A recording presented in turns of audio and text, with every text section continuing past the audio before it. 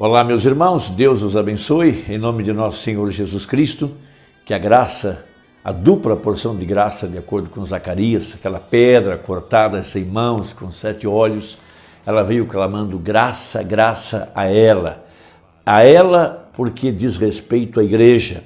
Veja, graça, uma dupla porção de graça, graça para nesta hora estar vivendo da palavra prometida para esse dia, tendo as nossas lâmpadas cheias de azeite para conhecer o dia, conhecer a hora, conhecer a mensagem, saber aonde nós estamos, saber o que fazer e saber o que não fazer.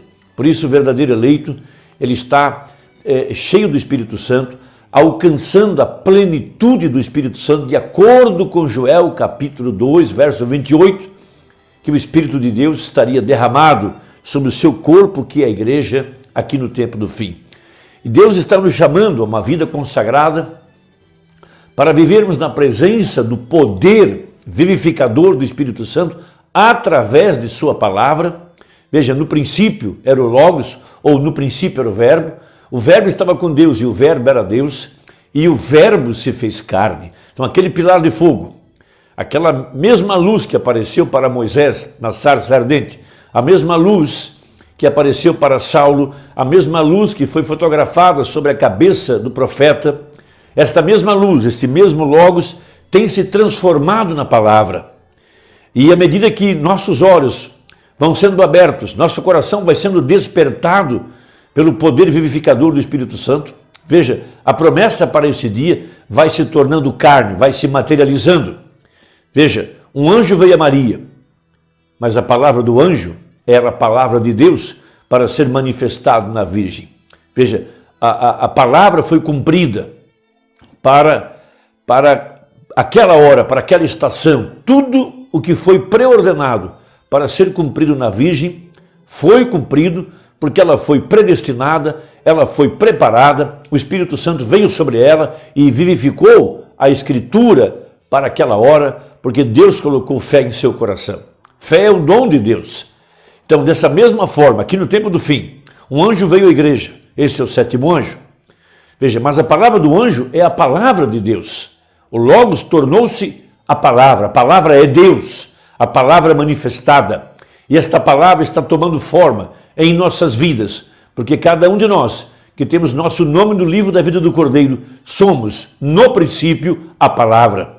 E agora aquela palavra escrita vem para a palavra manifestada, para trazer a vida, para fazer a palavra se encarnar. Então agora somos chamados para essa fé de arrebatamento, mas ela está além do véu, lá onde está agora habitando o grande El Shaddai, o grande Eu Sou, o mesmo Deus que veio a Abraão, também tem vindo aqui no tempo do fim para o seu povo, para cumprir a promessa. Então Deus tem dado dons aos homens, dons para que ele pudesse ser conhecido entre os homens, para que ele pudesse se fazer presente entre os homens. Mas havia uma manifestação que identificava a própria presença do ungido, o Messias, o Filho do Homem, que era o dom profético. Veja, o Deus profeta, a palavra feita carne. Veja, quando ela está viva, manifestada, ela pode discernir os pensamentos do coração. Veja, é isso que mostra que está Deus mesmo ali, veja, para que nós pudéssemos conhecê-lo, para que nós pudéssemos saber que era Ele.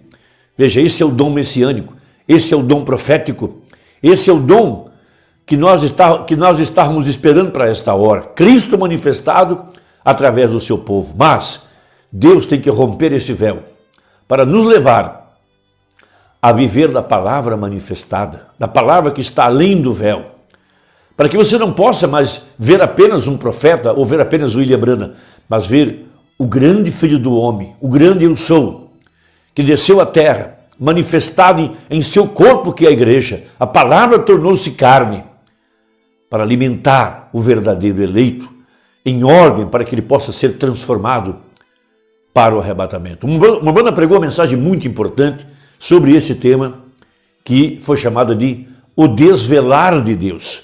Por isso o livro de Apocalipse, o nome Apocalipse significa tirando o véu, ou rompendo o véu. para que possamos ver o que está além daquela cortina que no passado era a pele de animais.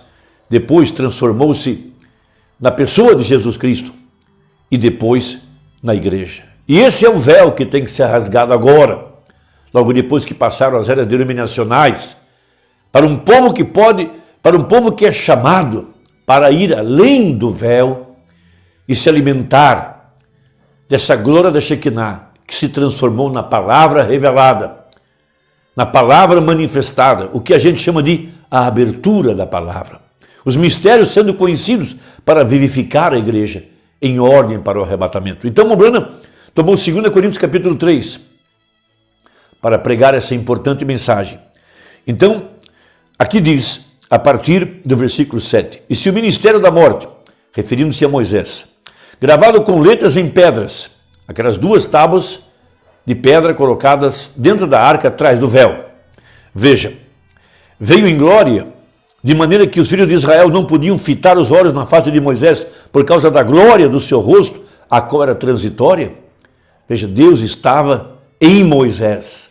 Ele tinha descido do céu, veio ao Monte Sinai, veio para dentro de Moisés, estava caminhando agora para trás da pele de animais. Veja, esse mesmo Deus. Veja, como não será de maior glória o ministério do Espírito, agora referindo-se ao tempo em que nós estamos vivendo. Porque se o ministério da condenação foi glorioso, muito mais excederá em glória o ministério da justiça. Porque também o que foi glorificado nessa parte não foi glorificado por causa dessa excelente glória. Porque se o que era transitório foi para a glória, muito mais é em glória o que permanece.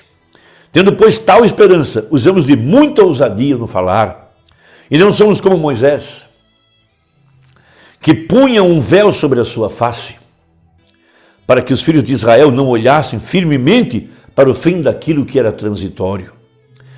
Mas os seus sentidos foram endurecidos. Veja, porque até hoje o mesmo véu está por levantar na lição do Velho Testamento, o qual foi por Cristo abolido. Então, quando Moisés e Elias aparecerem em cena, pregando esse mesmo evangelho que nós temos crido, o véu será rasgado, os sentidos serão abertos e eles vão ver que o Messias que eles esperam é Jesus que eles crucificaram. Então, quando nós dizemos que o véu tem que ser rompido, significa que os nossos olhos têm que ser abertos, porque o véu está em nossos olhos. E este véu tem que ser levantado. Bom, então ele prega o desvelar de Deus. Apocalipse significa levantar o véu, ou rasgar o véu, ou tirar o véu, que é a mesma coisa. Então veja, mas os seus sentidos foram endurecidos. Tem olhos, mas não veem. Tem ouvidos, mas não ouvem. Veja, e a palavra de Deus não sobe ao seu coração. No tempo em que Jesus veio, eles estavam cegos. E agora aqui no tempo do fim, a era da Laodiceia, a última era da igreja, a igreja gentia, também está cega. Os sentidos têm que ser abertos para ver a palavra manifestada. Veja, é isso que estamos tentando dizer em ir além do véu. Então veja, mas os seus sentidos foram endurecidos, porque até hoje o mesmo véu está por levantar na lição do Velho Testamento, o qual foi por Cristo abolido. E até hoje, quando é lido Moisés, o véu está posto sobre o coração deles. Então onde é que o véu tem que ser rasgado? Em nosso coração. Os nossos sentidos têm que ser mudados. Veja, como o profeta no passado pediu para que Deus abrisse os olhos de Geazi, para que Geazi pudesse ver que os que estavam com eles eram muito mais do que o exército inimigo. Então Deus abre os olhos do jovem. Veja, o véu é tirado e ele olha em cima das montanhas. Estão cheias das legiões celestiais, dos exércitos celestiais que estavam ali para operar pela semente eleita. Isso que significa romper o véu. Só Deus pode romper o véu dos nossos sentidos. Veja, E até hoje, quando é lido Moisés, o véu está posto sobre o coração deles. Mas, quando se converterem ao Senhor, então o véu se tirará. Nossa vida só pode ser mudada se esse véu for tirado, para que possamos compreender, ver pela fé as Escrituras para essa hora. Veja, ora, o Senhor é Espírito, e onde está o Espírito do Senhor, aí há liberdade, libertação. Veja, e conhecereis a verdade, e a verdade vos libertará. Mas todos nós, com cara descoberta, refletindo como um espelho a glória do Senhor, somos transformados de glória em glória na mesma imagem, como pelo Espírito do Senhor. Então, aí está o grande poder para nos transformar. Quando o véu é removido, o véu que está sobre nosso coração, o véu que está sobre nossos sentidos, só o Espírito pode mostrar as Escrituras, o que realmente estava escondido atrás daquela pele humana do anjo de Apocalipse 10:7, que Escrituras, que profecias, que promessa estavam ali sendo manifestadas. Porque um pedaço da verdade é o que está na literatura, o outro pedaço é o que estava além do véu, além da carne humana. Então, o profeta pregando essa tremenda mensagem sobre o desvelar de Deus, ele fala algo muito importante, que Jesus Cristo veio em sua primeira vinda como Filho do Homem. Durante as 7 eras da igreja, ele veio como Filho de Deus. No milênio ele será filho de Davi, mas nesse tempo do fim, ele iria se manifestar como o Filho do Homem. Deus mesmo agora em seu povo. Veja, parágrafo 70 e 71 a seguir. Agora, no milênio, ele será o filho de Davi, assentado sobre o trono de seu pai. Davi, ele é o filho de Davi. Agora, você recorda, entre o Filho de Deus, na era da igreja de Laodiceia, eles o colocaram para fora, e em Lucas ele disse que ele seria revelado outra vez como Filho do Homem, o profeta, cumprindo o resto disso. As Escrituras se enquadram perfeitamente. Filho do Homem, Filho de Deus, Filho de Davi. O que era isso? É o mesmo Deus todo o tempo, simplesmente mudando a sua forma, em morfe. Veja, ele simplesmente modifica isso. É um grande drama para ele, e ele o está apresentando. Ele veio como Filho do Homem, o profeta, fazendo a mesma coisa. Veja, mesmo aquela mulherzinha em todo o seu pecado, lá no poço, ela o reconheceu. Ela disse, sabemos que o Messias virá, o qual será chamado de Cristo, e é isso que ele fará. Vem, ela reconheceu, porque ela era uma semente predestinada. Onde o restante deles não reconheceu isso, eles não tinham nada para reconhecer. Para começar, eles estavam em pecado. O que é pecado? É incredulidade. Pois por seus atos, veja, ele muda suas formas. Então ele veio na forma do Filho do Homem. Pois na era dos reformadores, Wesley, Lutero e todos através, então nós descobrimos que eles estavam com isso tão empacotados, exatamente como os israelitas estavam, até o ponto que quando ele apareceu nos últimos dias, na era pentecostal, como Espírito Santo, eles o rejeitaram. Eles fizeram a mesma coisa que Israel fez. E o que faz ele agora? Retorna como Filho do Homem. De acordo com Malaquias 4, e todo o restante das profecias pertence a esta hora. Não mais tratou com a igreja depois que eles o colocaram para fora. Do lado de fora, batendo na porta. Algumas sementes predestinadas, ainda estão lá. E ele deve alcançá-las. E Deus, num homem, tem se esvaziado. Joel 2:28. Nós encontramos, ele diz, eu derramarei, eu me esvaziarei, eu serei visto em meu corpo, que é a igreja. Eu derramarei nos últimos dias meu espírito.